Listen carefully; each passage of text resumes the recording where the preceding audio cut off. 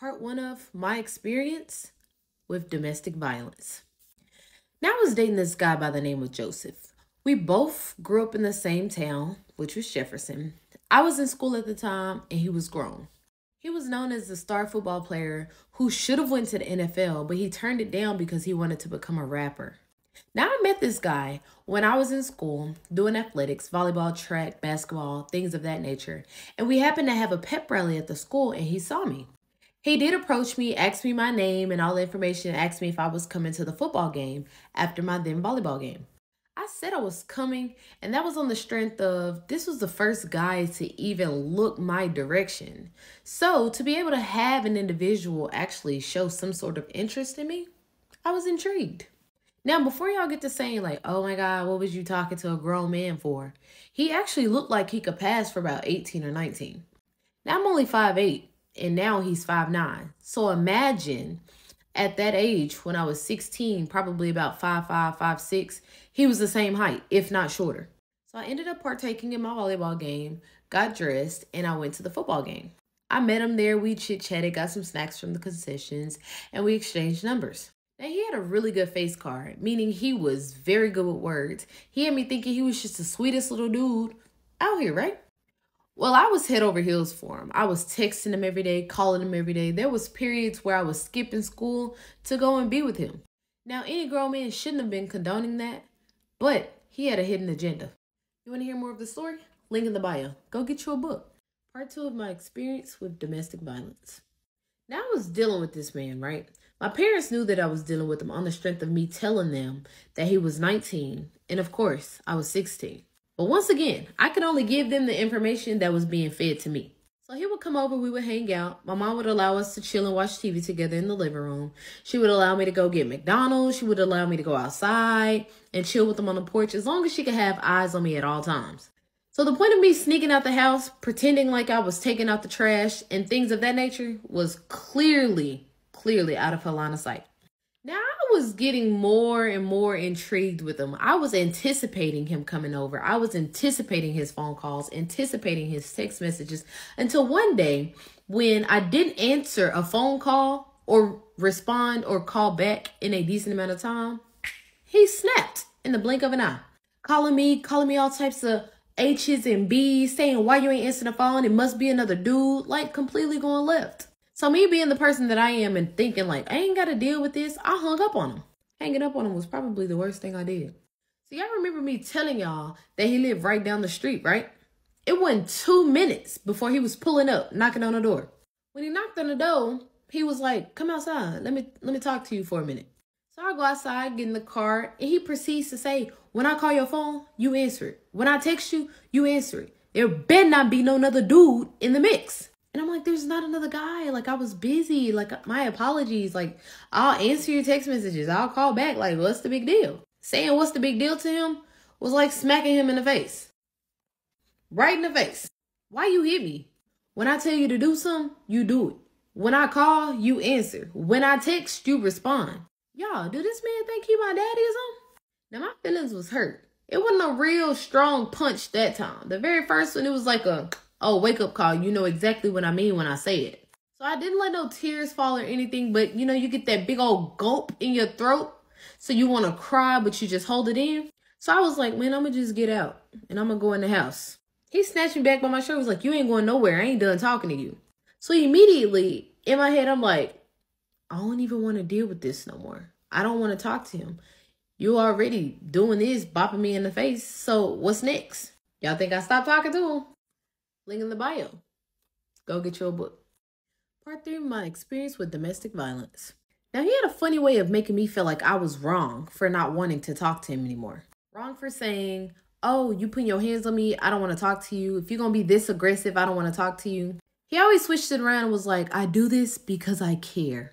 And my goofy ass just listening, soaking it all in, feeling all sad, thinking I'm abandoning him because of the way that he was treating me. So he looked me in my eyes and was like, I'm sorry, I ain't gonna do it no more. You just gotta understand where I'm coming from.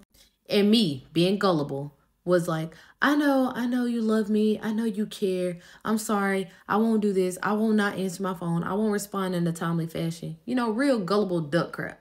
Now, he knew what he was doing. He was molding me, shaping me into the scared little person I ended up being with him. Now, he was so aggressive to the point where he really wanted me with him like 25/8.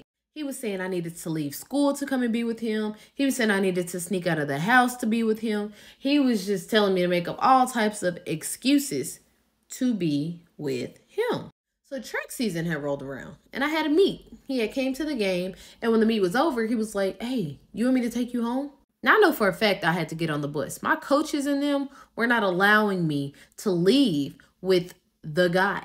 Although he graduated school from there, my parents didn't give him permission, and so they weren't going to allow me. So I told him, I can't, I have to catch the bus, but you can catch me some other time. So I get on the bus and we're on our way back to the school. He texts me, was like, "Oh, when you get to the school, just stop by my house before you go home." So in my head, I'm like, okay, what's going to hurt to just stop by there, see you for a little bit, and then just keep going. Now, I didn't know that my mom was actually going to be at the school to pick me up. So when the bus got back to the school, I actually just jumped off with my little bag on the side of me, and I took off to his house. Because in my head, I'm thinking, I get there, spend about a good 5-10 minutes. That'll be the same 5 to 10 minutes that I would use if I was at school, changing back into my regular clothes. I could spend that with him. So as I get there, I knock on the door. He opened the door, he pulled me in by the hand, was like, "Oh my God, I missed you." Gave me a hug, start kissing me and all this other things. He was like, "Oh, come on, just come sit on the couch with me." In my head, I'm thinking, I got a few minutes. I can chill with you for some time. Then afterwards, I got to get up. I got to get home. I just got back from a track meet. My parents are going to be looking for me sometime soon. So he proceeds to reach over and he put his hand on my inner thigh. Now, mind you, I'm still a virgin. I ain't touched nobody. I ain't kissed nobody but him. I hadn't been to that level with him. So all of this was brand new to me. You want to hear the rest? Link in the bio. Go get you a book. Part 5 of my experience with domestic violence. So after that experience, I really didn't want to talk to him anymore. Because one, I felt like a situation like that is something delicate. It's something gentle. It's not something that's rushed. It's not something that is forced upon you. And it must be agreed upon by two parties. Now, I'm not trying to say that he molested me, because that was someone else later on in life. Now, the feeling that I had was a feeling of worthlessness, like I didn't matter, like my body wasn't special, or that I wasn't being treated as delicate as the situation was. And looking back on it, I had the feeling of being one of those people that are passed around, like, "Oh, okay, I conquered something and I don't care about how you feel." He continued to try and contact me throughout the day, and I could tell that he was growing angry because the text messages started going from nice, sweet, subtle things to angry things, calling me itches and O's and all types of craziness. By then, I had realized that I was already in too deep, because I've given you the purest part of me, and this is how you repay me, by calling me out of my name, because I decide that I want to take some time, think about what I just experienced before I continue or not continue any further communication with you. Now, before I started speaking with my foster parents about going back with my biological mom, I had already had some second thoughts about dealing with this man. And that's just on the strength of, when you have someone so vulnerable and willing to just do whatever it is or whatever it takes to be in your graces, you don't take advantage of that. You don't abuse that. And you don't treat that like it's just something ordinary. I was literally out here doing what he probably couldn't get no grown woman to do for him. It sounds cliche, but it goes way deeper than what I'm saying. So fast forward, after I had went back with my biological mom, me and her got into an argument because I told her that her then fiance was being a pervert, touching on me, walking in on me in the shower, brushing up against my backside when I was in the kitchen, just random creepy things. She told me that I needed to stay in a child place and stop provoking him. Now, how does a 16-year-old girl who walks around the house with nothing but long pants and a t-shirt on provoke a grown man? Explain, madam. So anyways, the conversations ended up escalating and I got put out. She kicked me out, and the only other person I had to call was my abuser. I called him, he came to pick me up. We drove about 40 minutes to what I thought was his place of residence, but it wasn't. You want to hear more of the story? Links in the bio. Go get you a book. And if you're ready for me to drop the next part, drop some prayer hands in the comment section and I'll upload it. Part 6 of my experience with domestic violence. Now, when my abuser came and got me, we drove about 40 minutes to a place that I thought belonged to him. So when we pulled up to the place, I was getting ready to get out the car and he grabbed me by my shirt and was like, hold on, wait right here real quick. So in my head, I'm thinking like maybe he got to go inside, tidy up the place a little bit or whatever. Because, you know, when you guys live alone, y'all seem to be in the freest state of mind. So he was in the house for about 10 minutes. And when he returned to the car, I noticed he had a pillow and a blanket in his hand. He looked me in my face and was like, I got to figure out how to tell them that you're here. Who is them? Red flag number 1. I should have went back to my abusive, neglectful mom. So he was like, I got to figure out how to tell them that I got you here. I brought you a blanket and a pillow. You can lay out in the back seat. Give me a few days to figure it out. Now, one would say, like, soon as he tells you that, call your mom, call your dad. I didn't have my mom. I didn't have my dad. And my foster parents were already at this stage dealing with pacemakers, cancer. So bombarding them with that stress was completely out of the question. So he ended up moving the remaining items that was in his back seat into the trunk and was like, you can lay back here. I'm going to crack the windows so that you can have fresh air coming in and out. And when I close the door and lock them, don't open them because the alarm will go off.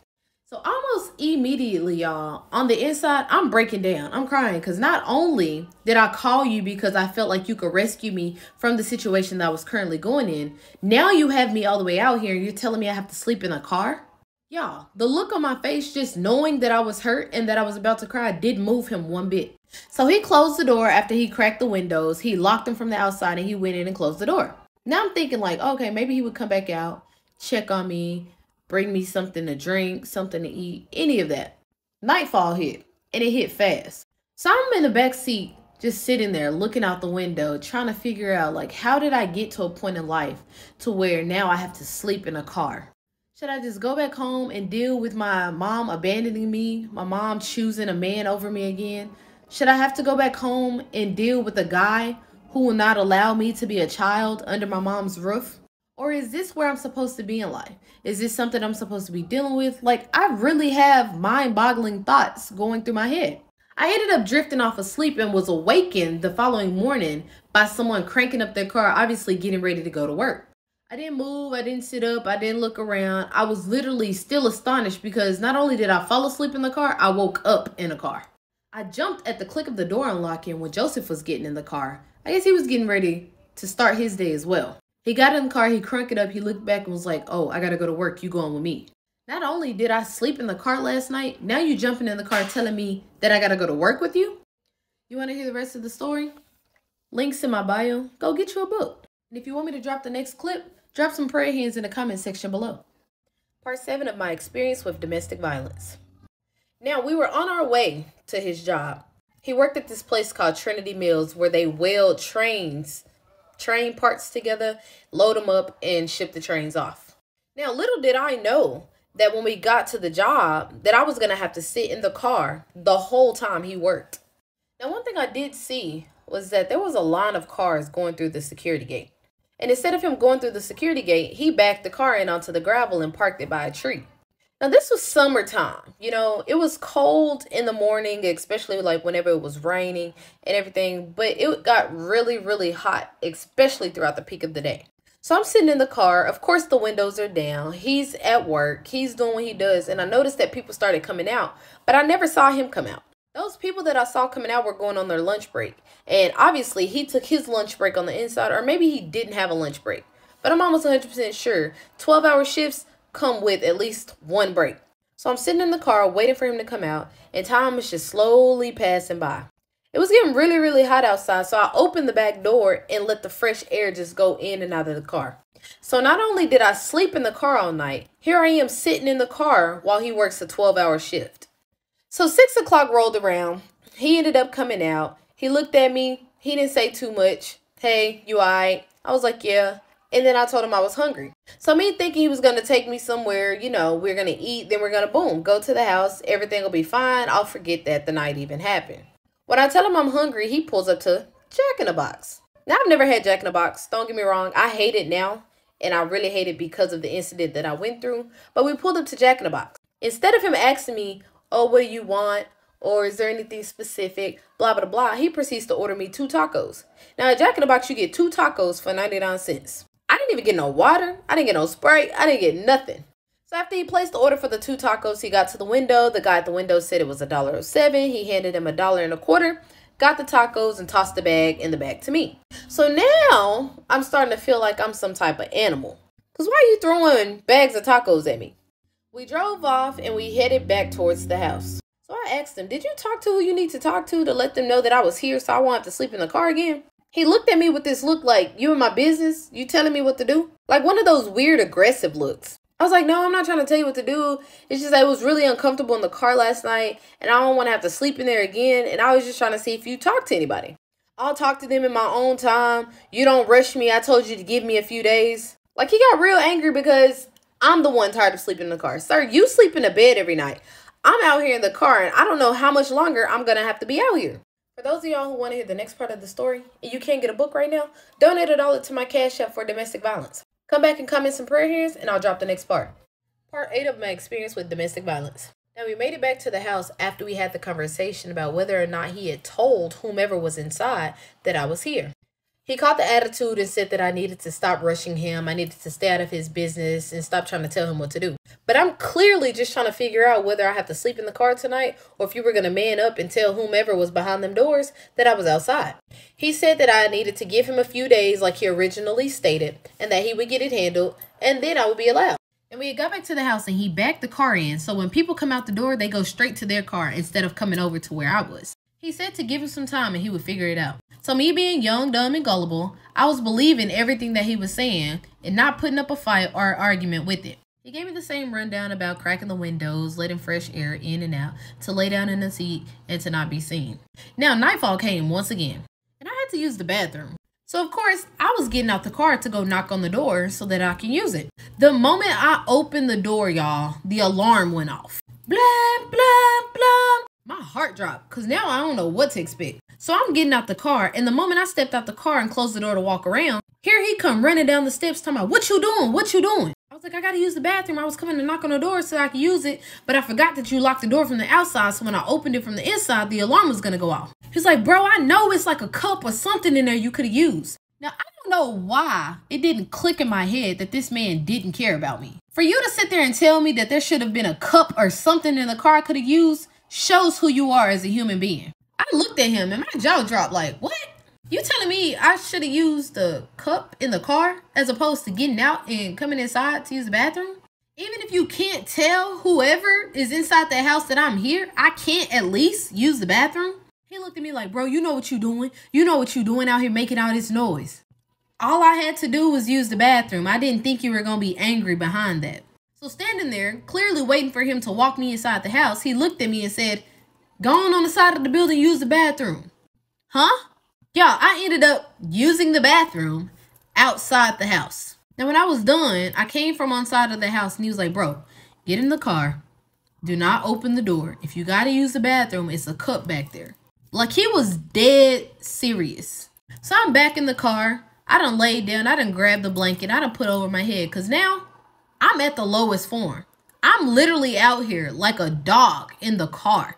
You telling me to use the bathroom in a cup? You telling me not to be seen? You telling me not to open the door?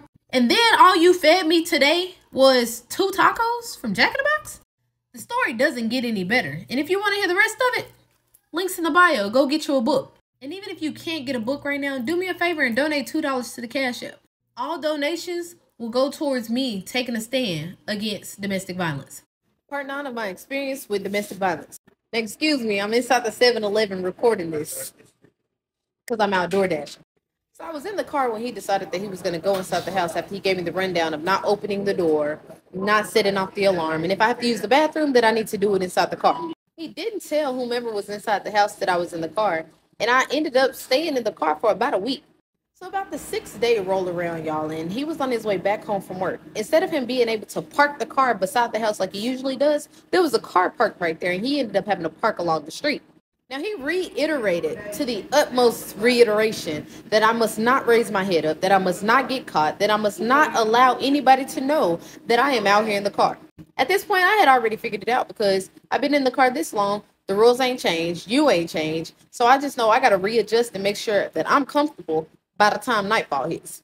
So one cold morning, I ended up hearing an alarm go off and I was alerted. I had my foot stuck out because it was getting a little warm in there. So I know when you take your foot out and you ain't got no socks on, your body tends to cool off for you. Now, in the back of my head, I know just because I hear an alarm doesn't mean to get up. He hasn't opened the door. He hasn't unlocked the door. So I know for a fact it's not safe to turn around or either remotely move in the back seat. So about 10 minutes pass by and I hear a tap on the door. Clear.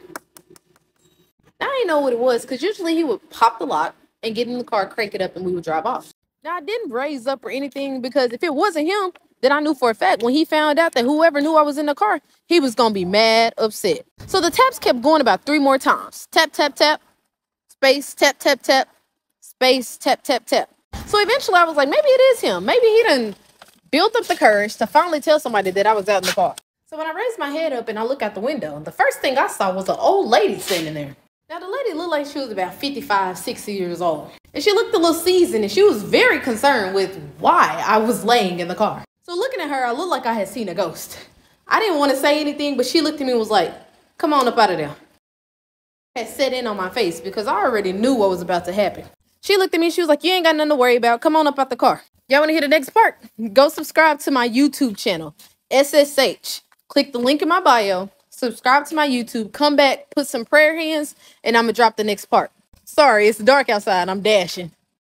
Part 10 of my experience with domestic violence. Now, excuse me, I just got home from dashing as I did the previous video. And I ain't got no clothes on because I'm getting ready to take a shower. So I have to throw this towel across me because I don't want TikTok being to me for the simplest things. So when the lady came to the door, she tapped on her. She was like, come on up out of there. You ain't gonna be in trouble. Ain't nobody gonna do nothing to you. Come on up out of there. So when I get out the car, she walked me with her into the house. Now, I ain't gonna lie, I had the slightest assumption as to why this old lady was coming out of this house. Like, sir, was it that you was in here dealing with the old woman that you didn't want to bring me in the house? Like, bro, you could have portrayed and said that that was your granny. You could have said that was your stepmama or something and brought me in the house. Anything. So when we get into the house, y'all, we walk through the living room. We bypass the older guy sitting on the couch. We go through what I thought was the den, the kitchen, and boom, we come to a door. Now at the door, she stood there and she started beating on it. Boom, boom, boom, boom, boom.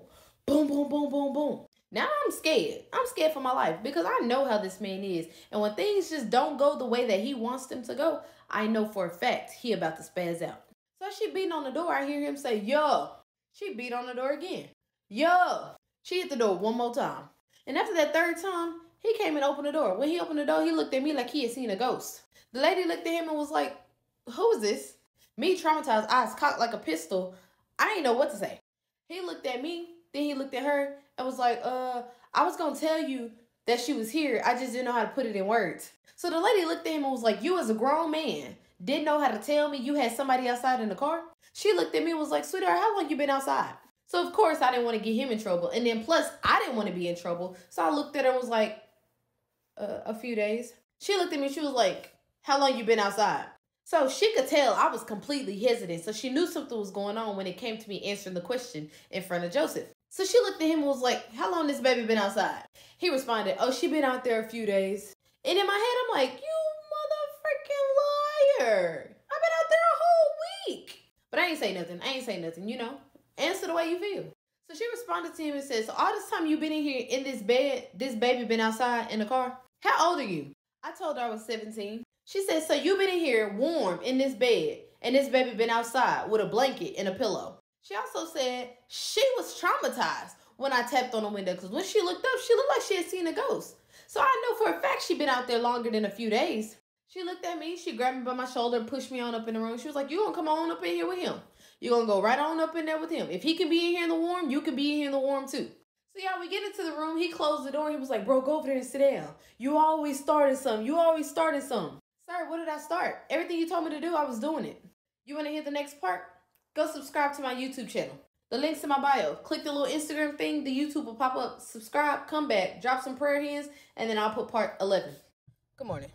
Part 11 of my experience with domestic violence. So after the lady found me in the car, brought me in the house, and told me I could go be in the room with him, he was furious. He told me that I was always messing up something. I was always starting some problems and to go over there and sit on the bed and not say nothing. I ain't have nothing to say. So I went over there and sat down while he got back on his computer, investing himself into his rapping career. Now, time had passed. He would leave in the morning. He would come back. He would leave in the morning and come back. And I never left the room. Like, I didn't want to seem like a bother to anybody other than him.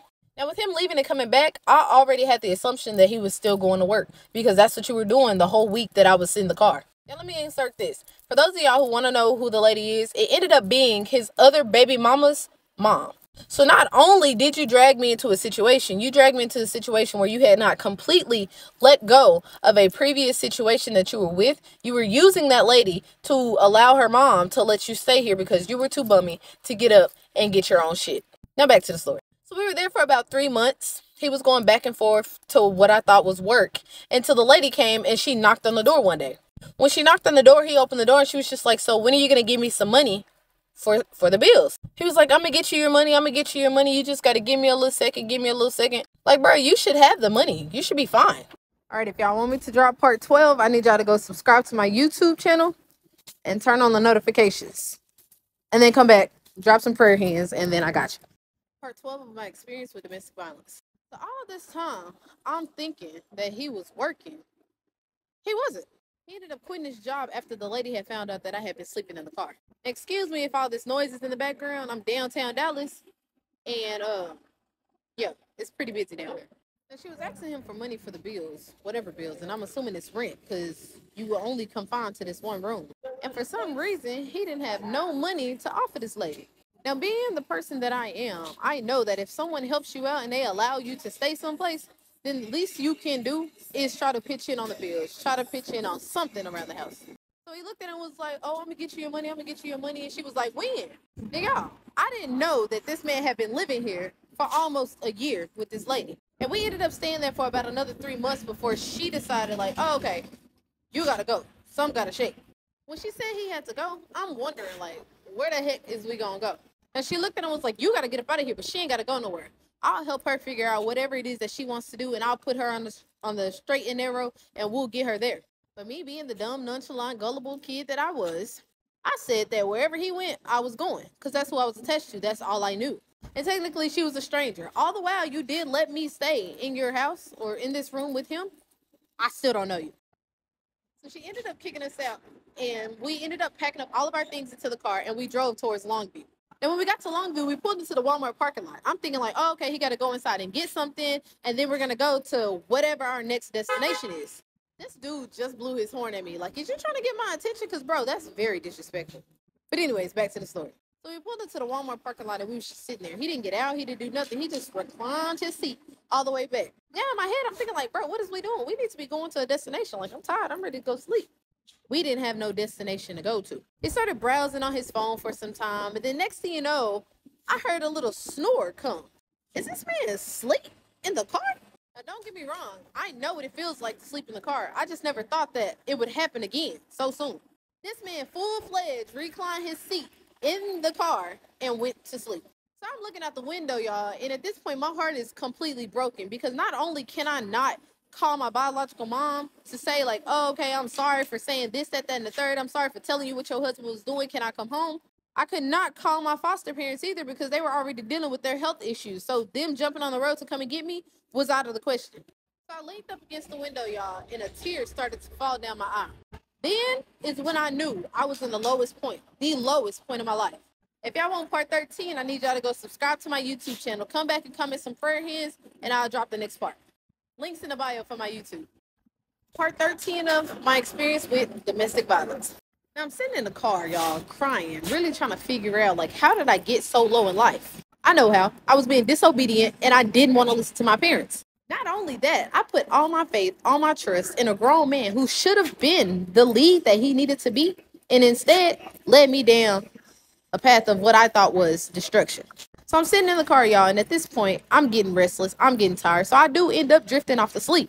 I woke up to him starting the car up, and he began to drive. So I'm thinking like, oh, okay, we about to go somewhere. He done figured it out. Y'all, this man literally trunked his car, drove to the back of the parking lot, went to the back and let the seats down and was like, you can lay back there. I'm going to just let the seat back. Explain to me what is going on. So anyways, y'all, we ended up sleeping the night in the car, and he was making phone calls and text messages all night. It was really hard to sleep because the seat in the back seat, you know, it was horrible.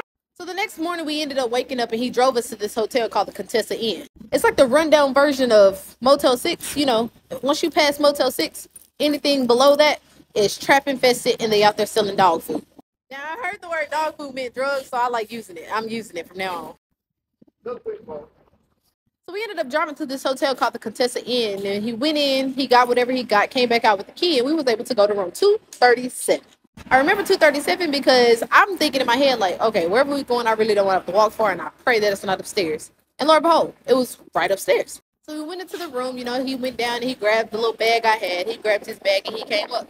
Now I'm thinking like, okay, so not only are we homeless, now we homeless with the ability to get a hotel room, whether it be for one night or whether it be for 6 nights. So anyways, I was in a hotel room. He was doing his usual routine of leaving and coming back, leaving and coming back. No explanation, no questions, no how you doing, no good morning, no good night, no none of that. So in my head, I'm literally just an obstacle in this man's way. I got to figure out how to make life better for myself.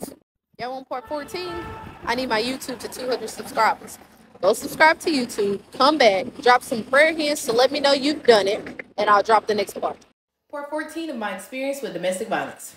Now, after sleeping in the Walmart parking lot and we went to the Contessa Inn, he actually only ended up getting the room for 3 days. The third day rolled around and he was still going on his back and forth stint. The people came and knocked on the door. I opened the door and they were saying we were needing payment or you got to be out by 5 o'clock. So in my mind, I said, I'm going to wait till he get back, let him know what the people said. He should fix it and we wouldn't have any other problems. So when he got there, he walked through the door, he dropped his bag on the ground. The first thing I said was, those people came and said we needed to get payment or we had to be out by 5.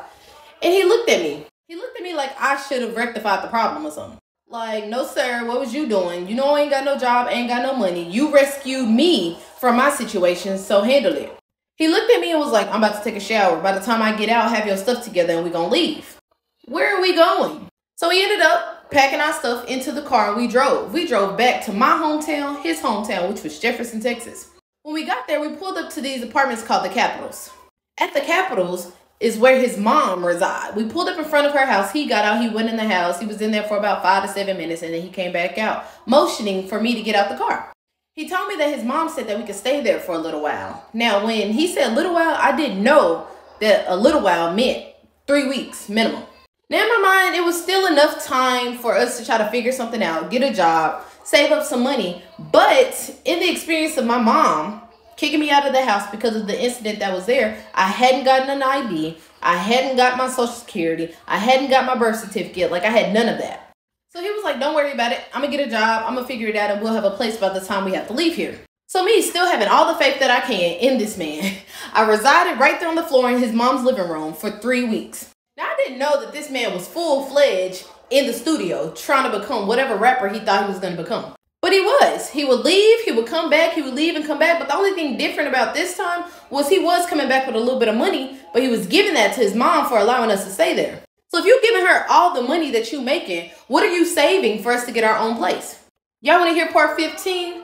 Go subscribe to my YouTube channel, SSH, or click the link in my bio. And if y'all see my new clothing line that I started, No Fucks Given, the link is in my bio. Check it out on my website, all colors, sizes, and you can change this color if you want to. You just got to put it in a little text box. And always, if you want to hear the rest of the story, links in the bio. Go get you a book. Part 15 of my experience with domestic violence. So his mom had allowed us to stay with her for about 3 weeks. So about a week and a half in, I noticed that she was starting to get a little agitated with the fact that we were there. Now, anybody who's housing any grown individuals, of course they would get agitated, because at this point, what are you doing? If you're on my floor all the time and you're always leaving and coming back bringing me $80 to $100, then what are you saving and how are you planning on surviving after, you know, it's time for you to leave? Of course, I felt some type of way because I knew for a fact that she was getting irritated with us and she wanted us to leave. Like, once you kick your child out or once your child decides that they're going to leave, there's no reason for your child to be almost 30 and coming back. So time rolled around, about 3 weeks had come and it was time for us to leave. Instead of him having an establishment for us to go to, we ended up literally leaving out of his mom's house, walking left, going right, and up a set of stairs to stay with his sister. Now, prior to all of that, his sister knows, like, oh, okay, he has a problem. He keeps saying that he has a head injury from football, which is why he didn't go to the NFL. And that was his reason for being abusive. When we got to the point where we were living up with his sisters, I kept asking her, I was like, why is he like this? Why does he put his hands on me? Why does he do this? Why does he do that? And she kept saying, I don't know what's wrong with him. He didn't get that from my mama. He didn't get that from us. He probably got it from his daddy. So she knew that he was abusive. She knew he was manipulative. She knew that the man had a problem that needed to be addressed. But when it all boiled down to it, and I decided that I wanted to tell my story, the man wasn't like that. He wasn't like that. You ain't finna talk about my brother. But that's a different story for a different time. Back to the story. We ended up being up there for a week. And of course, she was comforting me, saying that I didn't have to deal with this. I didn't have to deal with that. Blah, blah, blah, this, that, and the third. And was not offering me a way to get out. As a grown woman, if you know that your brother is like that, then why don't you try to steer me in a different direction? Why don't you, me being a kid, try to say like, oh, okay, there's a different route for you to go. You don't have to deal with this. Because they were trying to cover up something. So we lived with her for about a week, y'all. And then she ended up kicking us out. And we went right down the street to his other sister's house.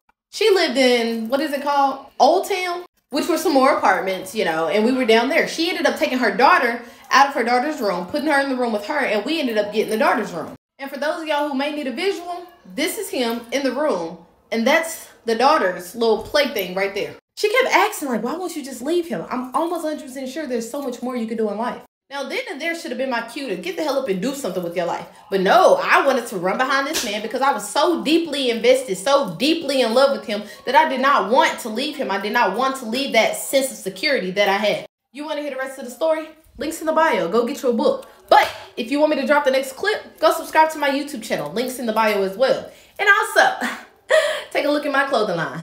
Last and final part of my experience with domestic violence. So after the little bit of time that we were staying with the big sister, and she was asking me, why wouldn't I leave him? Why didn't I just decide to get up and go do something with my life? Then and there should have been the cue to be like, okay, yeah, she was right. So leaving her house, we ended up sleeping in the car for like another week, me and him together. But by then he had upgraded his car from the little tan Dodge Avenger that he had to this SUV.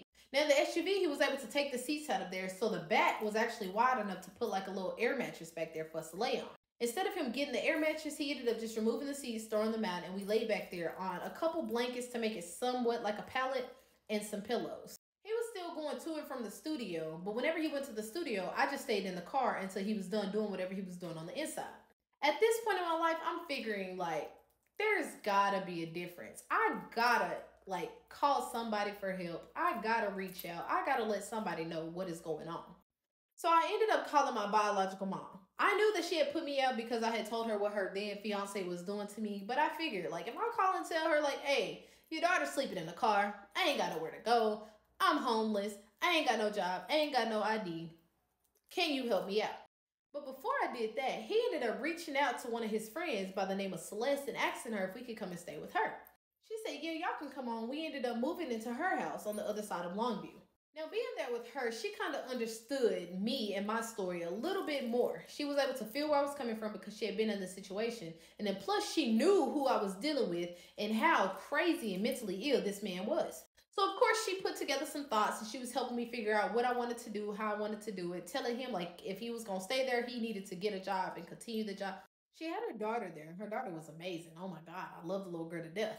But then again, she also was telling him, like, hey, you ain't going to be putting your hands on her here. You ain't going to be doing that to her here. You're not going to be assaulting her, blah, blah, blah, so far and so forth. So it was like, no, man, I don't be touching her. I don't be doing that. But she knew he was lying because she had been in cahoots with him. She knows him and she knew how he grew up.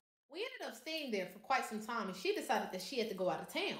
Go out of town or leave or something, but she was gone from the house for a few days. Me and Joseph had gotten into an argument there, and he ended up hitting me in the face. I grabbed my yellow blanket and I took off walking down the street. Now, she lived close to the Sonic that I ended up working in, but that's later on in the story. I walked up to the Sonic, y'all, and I sat beside the little sign that was lit up and it had something behind me about half-price burgers or whatever. Sitting out there, all I was doing was crying and crying and crying, trying to figure out why does this man keep putting his hands on me?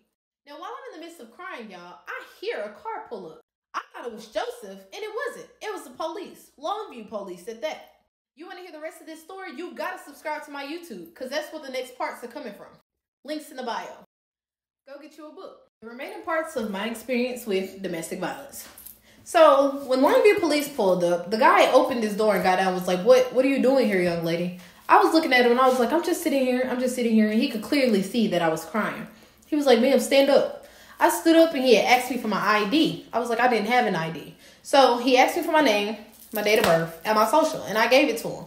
Now, y'all, mind y'all, I did not expect to go to jail tonight, but I did. And I only went to jail because I had tickets from when I was driving the car, his car, and I got pulled over for making an illegal turn or some crap or whatever. So he ended up arresting me and was like, you got to come with me. And I'm like, for what? I ain't even do anything. So he put me in the back of his car and drove me downtown. And they actually held me in one of those overnight cells until I saw the judge in the morning. To the jail, they processed me in, put me in this little cell, gave me a honey bun, and was like, you'll see the judge in the morning. Now, I wasn't scared, but for some odd reason, I had started crying. And I already knew what I was crying for. One is because you did all of this to me. I went and found security by being by myself crying. I get pulled up on by a police officer, and I get arrested and taken to jail. Now, the ticket part, that had nothing to do with you. That was all me. So, they got me up the next morning. I went to go see the judge. The judge asked me, did I have the money to pay for the ticket? I was like, no, ma'am, I didn't. She was like, okay, I'm going to release you on a payment plan. You got to go to the magistrate's office and pay $50 to start a payment plan. Of course, my answer to her was yes, and that I was going to go. And I did it. They released me about a couple hours after court, and I ended up getting out. And the only thing I could do was walk back to the house that I came from. So I ended up calling my biological mom, asking her if she could give me a ride. She had told me like, oh no, I'm at work. I can't come and get you, but I can send you an Uber. Hey, any ride was better than no ride. So the Uber ended up coming to get me and drove me all the way back to West Longview. When I got to Longview, I had knocked on the door and there was nobody there. Or at least there was nobody answering the door.